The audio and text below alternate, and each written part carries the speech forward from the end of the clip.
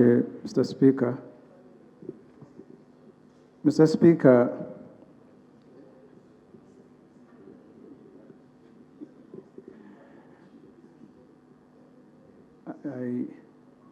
Please go on, I'm here.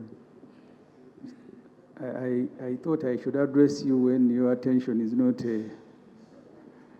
Mr. Speaker, first, I congratulate you.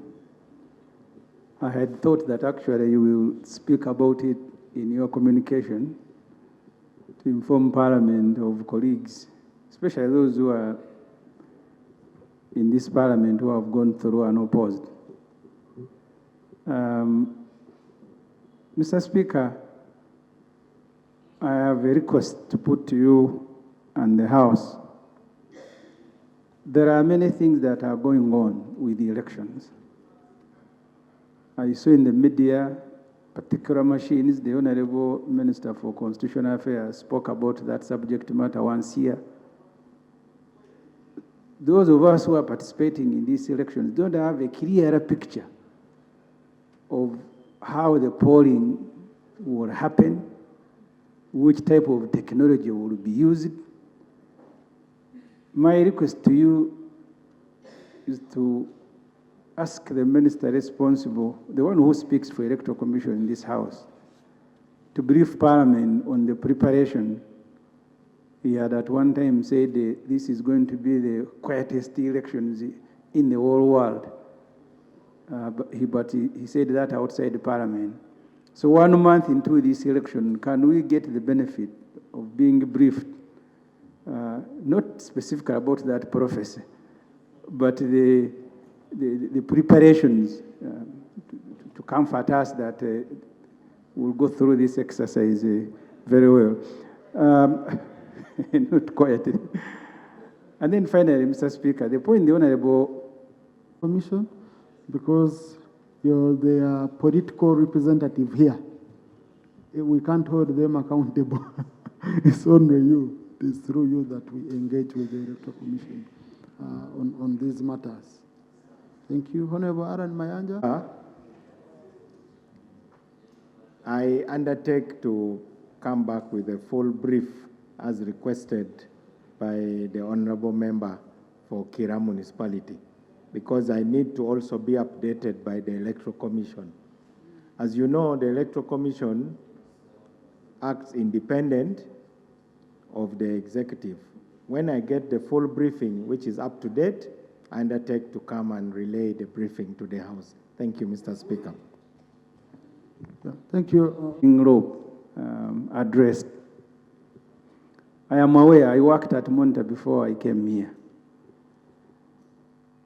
The Nation Media Group, NTV is just one of them, have been restricted. They can't cover the president.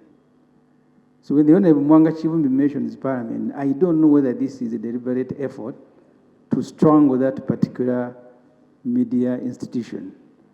Can the minister responsible for information tell us if there is a crime that the Nation Media Group has committed, for all of us and for the country to know? Because when you are stopped from covering the president, now Parliament follows, we don't know whether there will be a declaration to have that media institution closed, especially in this election period. So can we also, Mr. Speaker, be briefed about the situation of the Nation Media Group? Media Group, I don't think that's a matter would require the minister to come and brief on which media company candidate chooses to cover them. Okay, because I've been seeing them running. I watch NTV. I've been seeing them covering what. So if a certain candidate doesn't want to be, because there is a difference between a president and a candidate. So, Speaker, I didn't mean the NRM candidate. Yeah. I meant the president. Well, if it's the president, the minister for the presidency will come here and tell us if we have so much interest in that. Okay? Yeah, but for the presidential candidate, whoever you choose, whom you want to cover you.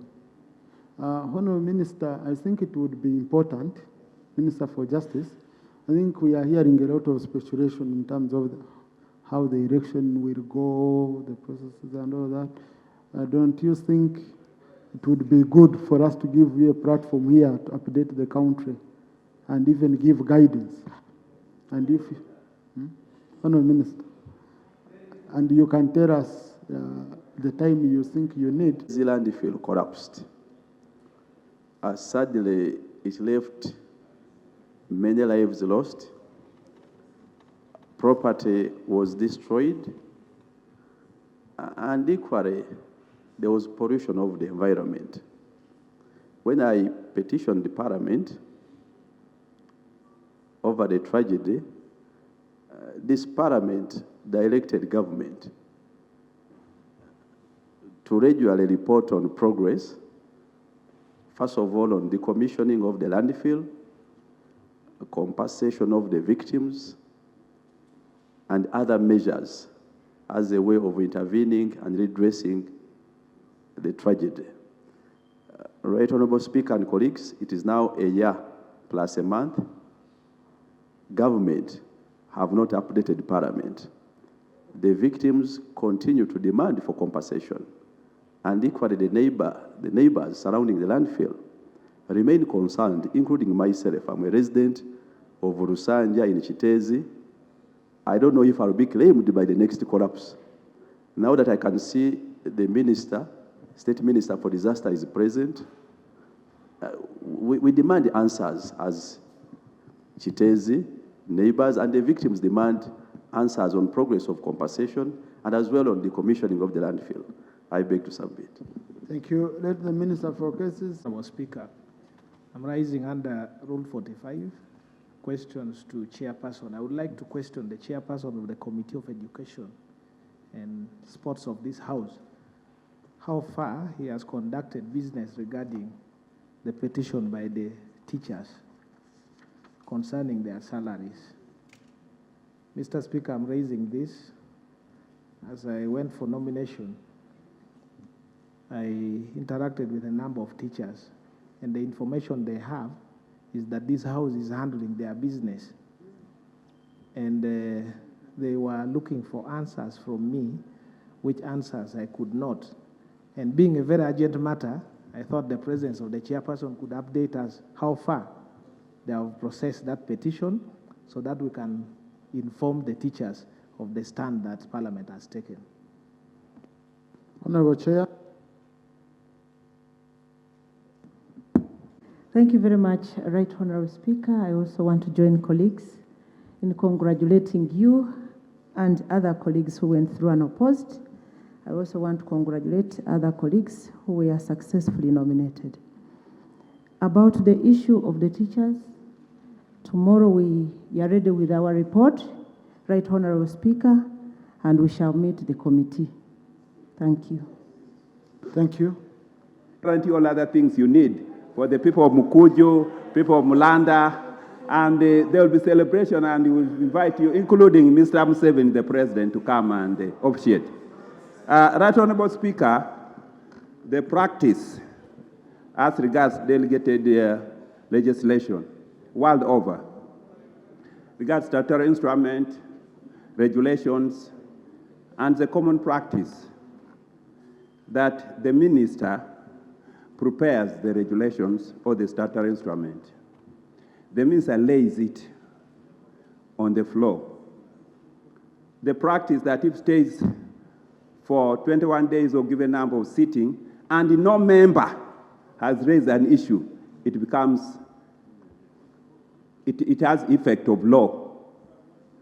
Now, this new practice, Right Honourable Speaker, where now we are referring the regulation to the committee to report, is a new practice that we need to interrogate our old practice.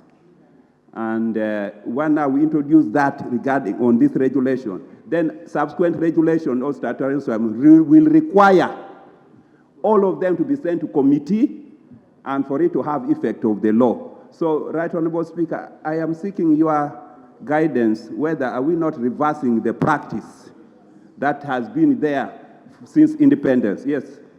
Thank you. I wanted to give my brother. Thank you very much, Right Honorable Speaker. A statement on government facilities which are attached to and utilized by His Excellency the President during presidential campaigns.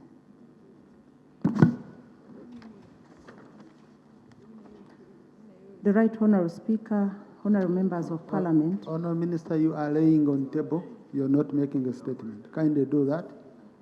In accordance with Rule 54 of the Rules of Procedure of the Parliament of Uganda, I wish to lay on table a statement of those government facilities which are attached to and utilized by His Excellency the President during the presidential campaigns. I beg to lay.